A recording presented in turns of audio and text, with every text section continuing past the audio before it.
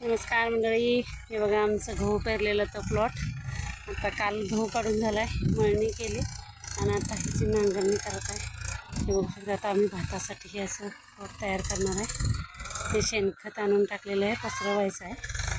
आता वरती पाऊस धरला आहे, थोडे थोडे बारीक थेंब यायला लागले. पण आता नांगरटीचं काम करून घेणार आहे आणि हे भातासाठी आम्ही मस्त अगदी छान प्लॉट तयार करणार आहे. मेच्या 20-25 तारखेच्या दरम्यान आम्ही भात पेरणी करीन. हे आमचा सरांचा विद्यार्थीच आहे, ट्रॅक्टरवाला, त्याला बोलवलं आहे. बघू आडे उभी नांगरट करून घेऊन त्याला बांध ओढून अजून खूप काम आहेत भातासाठी तयार करताना.